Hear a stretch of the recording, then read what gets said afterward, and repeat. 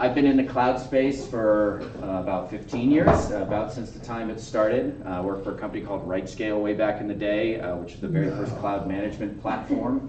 So just kind of been in and around the tech industry for a while. Now I'm a consultant, mattasmall.com. Check me out on LinkedIn, email me, and you can see the theme. I help small startups primarily figure out how to take their products to market, figure out how to sell them, figure out how to support customers, support their revenue operations. I also consult on cloud and AI implementations. Beyond that, my startup here in Bend, Lucid Cradle, with my wife. My wife runs one of the very first psilocybin service centers here in Bend, Oregon.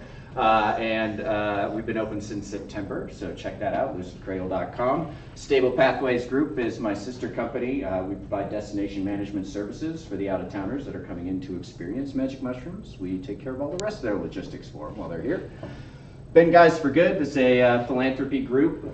Please, thank you, Jed, for coming out tonight. Another Ben, a good guy, Ben. Many of you would love to see you out there. There's also Ben Professional Women for Good. What this is a giving circle. We just get together for the express purpose of raising some money and donating it to a local nonprofit. We get together, have a good time, and chat about good things. It's not all tech all the time, which is kind of refreshing. Cloud Beers, talked about it, and Quai. This is how I got into the AI world. Quai is an open source AI, a nonprofit open source AI lab, building a personal AI operating system. And I'm actually going to start there. Our premise at Quai is that you need to own your own AI. The big services are working against you, and this technology is really going to only enable all of us is if we can run it ourselves on our own retained private data. And so that's really what a personal AI operating system is all about. We need to look at how do we interchange the parts of that with new models, new technologies, new interfaces, new data. And so that's really the problems that we're trying to solve in development. We're also trying to figure out how to make this run cheaply for everybody. So one of the projects right now we're looking at is trying to figure out a distributed community inference engine.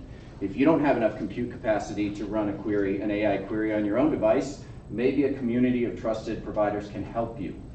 So there's a lot of exploration of how can we actually democratize this and using this in the actual word of giving everybody a vote as to where this thing is going.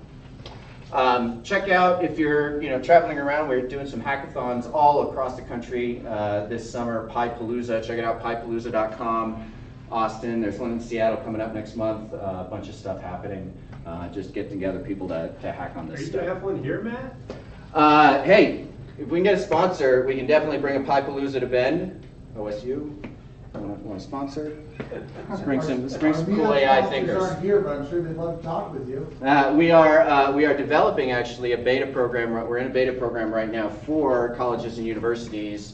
Developing, these are RAG bots. I'll talk a little bit about what that means, but developing what it could look like to have virtual teachers assistants. Supporting teachers and or students and or how does that actually get implemented, who's that good for and why. Final plug here, check us out Fridays, 10 a.m. Pacific, that's our weekly public meeting on Google Meet. Just go to quai.ai, you can add the invite to your calendar, it's Google Meet, show up, it's usually about 40-50 of us talking about AI stuff, there's cool lightning talks and just a great community to get involved with. So as I started learning a lot about artificial intelligence, I had to take a step back and start learning a lot more about intelligence because it turns out we don't have great definitions of that. Mathematicians like to think, hey, this is all about pattern recognition. Computer scientists like to ascribe human-like qualities to those things. But as we go around the spectrum, there are so many perspectives on what intelligence actually is.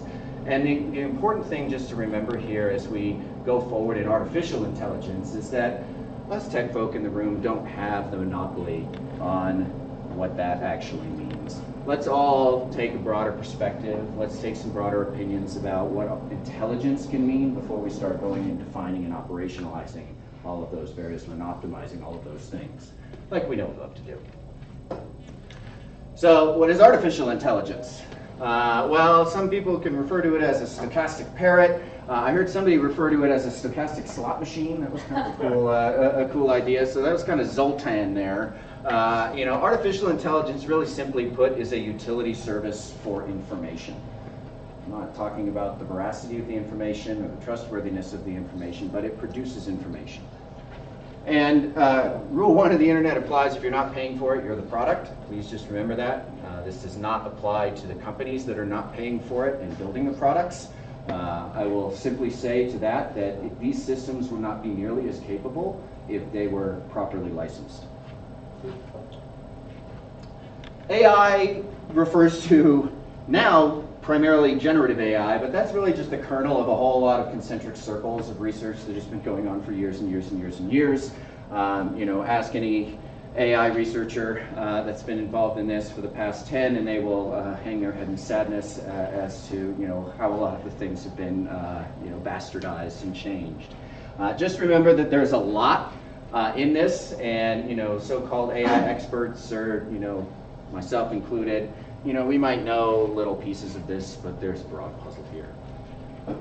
The two that I tend to pay attention to, classifier AI and generative AI. Classifier AI is just the concept of take a lot of data and figure out what you're looking for and try to find that. So a good example of a classifier AI or discriminator AI would be searching for cancer screening, lung cancer screenings out of lung cancer scan images. So we know what that looks like. A bunch of doctors have labeled that. Yep, that's cancer. No, that's not cancer. And we can put that all through a funnel and send a bunch of images through and try to find the cancer. Generative AI takes a thin input, meaning very little input. I can say, hey, ChatGPT, write me 1,000 words, and it will write 1,000 words. Which 1,000 words it's going to suggest. So it takes a thin input, does some calculations, predicts some next tokens, and blasts out a big fat output for you. And that's kind of just changing the model a little bit. Those two popular types here, large language models, these are text, these guess the next text token, and diffusion models, these guess the next pixel over to generate an image. These language models, I like to think, hey, if I ask you all, hey, describe the sky is cloudy out here. Oh gosh. All right, I'm trying. Sky is blue. Thank you. Yeah, predictable. Answer to that. If you asked a mountain of information, the answer to the sky is, the next likely prediction is going to be blue. And that's how these large language models come up with their eloquence. Diffusion models actually work really kind of an interesting way here. They take a bunch of images and then they start adding noise to them. Adding noise, adding noise, adding noise, adding noise, until it's all noise.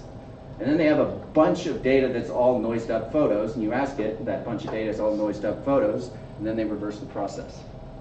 Give me a statue, and it denoises a statue out of all the noise. So guessing the next best pixel out of having fuzzed up a bunch of other images.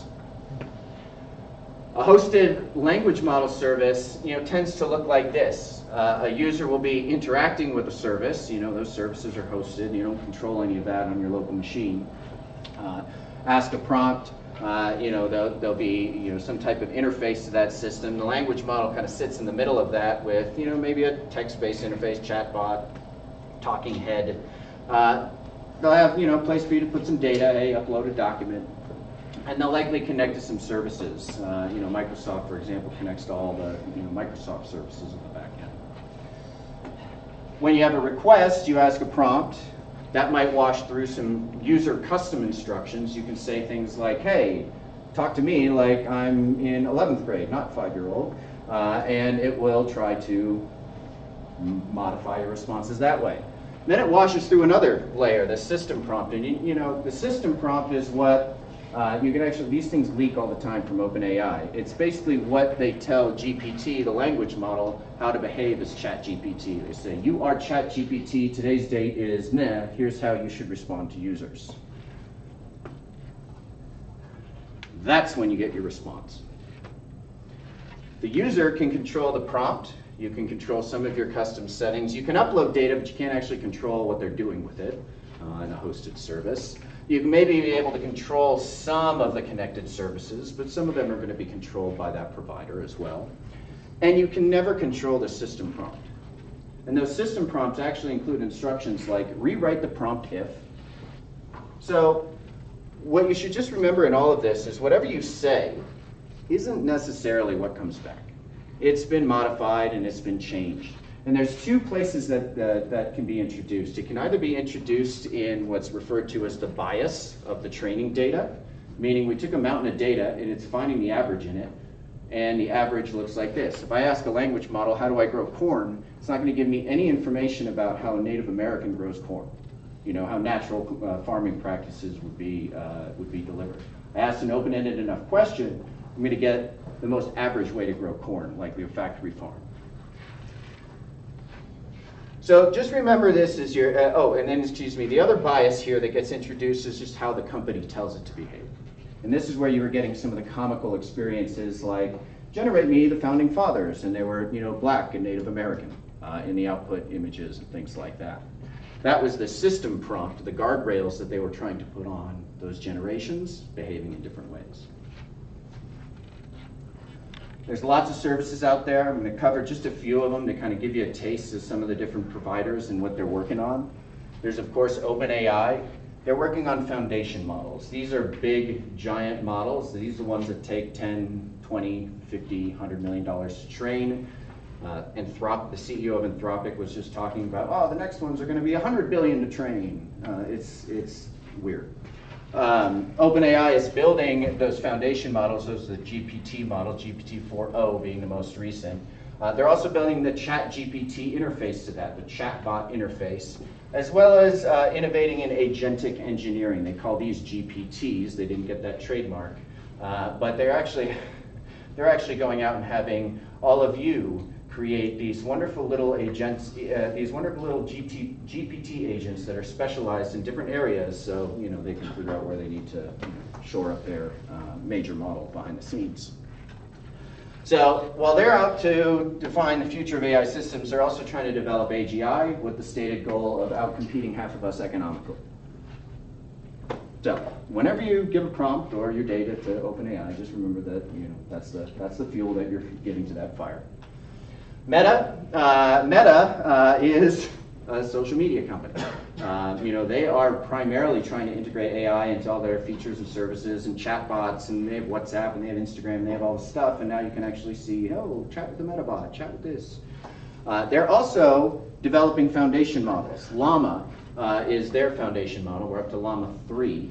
And they're calling those open source. Now, this is a nice cover their ass because it's a liability play. Hey, we're just putting tools out there. If people use these tools in the wrong way, well, the tools were just out there. So, they're not trying to take the liability for the things that people do with AI, like OpenAI may have to do, because they're not sharing any of the model behind the scenes. Meta's trying to throw it out there and saying, hey, the model's open source, so it's out in the community. It's also not open source. Open source means that you can independently recreate something. You have all the component pieces. Meta does not tell you the training data, and they do not tell you the weights, which we'll get into a little bit later, how the statistics are kind of tipped in the balance. They're also just trying to monetize your personal data, so just remember that. Everything you upload to Meta is theirs. Artists have been dealing with this for years. They scraped the ability for an artist to copyright anything they upload up to Meta years and years and years ago, before all of this came about. Mistral, they're the darling of the EU, also developing foundation models, kind of small, scrappy team, trying to be that, real, hey, we're all pure tech for, tech is good's sake. They're kind of ignoring a lot of the ethical challenges of open sourcing those models and what they're putting out into the world. So that would be my criticism generally of Mistral. Midjourney, diffusion model leader. They have no shame in terms of allowing you to appropriate another artist's style, imagery, otherwise. So you can ask Midjourney for just about anything. They've been getting in hot water for this now, but we'll see how that actually plays out in the legal systems.